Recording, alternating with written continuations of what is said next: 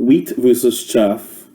We'll take our text from the book of Matthew, chapter 3, verse 12, where John the Baptist, in forecasting the rise of Jesus, he says the following at verse 12.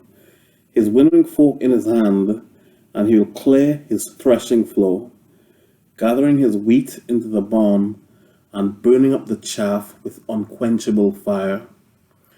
So guys, we need to be like wheat. How can we be like wheat? Here are three principles. Number one, we need to be disciples. So in Luke chapter 22, verse 24, Jesus says, Simon, Simon, Satan has asked to sift all of you as wheat. So what's happening here is that Judas had just betrayed Jesus, and the intent of Satan was that the rest of the disciples would follow suit. But the other 11, they held firm. Wheat thrives in harsher, colder temperatures. The other things about wheat is that it doesn't require as much water, it doesn't require as much labor, or as much maintenance as other cereal plants. And we need to be like that as disciples so that we can thrive through the harsher, colder weathers. And not just that, our only maintenance, our only labor, our only help must be from God. And that way, we'll be like wheat. We'll be faithful disciples to Jesus. 2, we need to be a blessing to our parents. Now in Genesis chapter 30, at verse 14, it says, During wheat harvest, Reuben went out into the fields and found some mandrakes plants, which he brought to his mother Leah. Rachel said to Leah, Please give me some of your son's mandrakes. So Reuben, that's Jacob's son, he used wheat to bless his mother. He made her the envy of the other woman. And look, in a time where family seems to be playing less and less of a role in society, we don't eat as often as a family. Children seem to be more raised by their favorite TV character than their parents these days. Where generations are just learning to take and take and take and neglect their parents at the first opportunity. But how about we reverse this? How about we be like wheat and be a blessing to them instead? How about we obey them, love them, support them in any way possible? And when we're big enough and established enough, how about we provide for them? Let's be like wheat. Let's be a blessing to our parents. Third principle of wheat, we need to die to ourselves so the kingdom can live through us. So in John chapter 12, at verse 24, it says, Very truly I tell you, unless a kernel of wheat falls to the ground and dies, it remains only a single seed. But if it dies, it produces many seeds.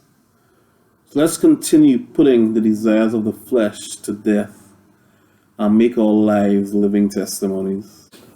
And apart from being like wheat, we need to not be like chaff. And what does chaff represent? Again, here's three principles. Firstly, chaff represents idolatry.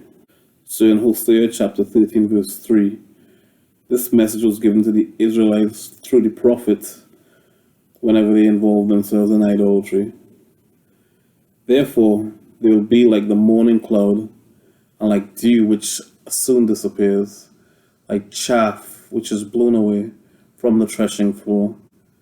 So let's keep God as number one, no idolatry. Number 2, chaff represents wickedness, all unrighteousness, hatred, jealousy, dishonesty, sexual promiscuity, etc., etc.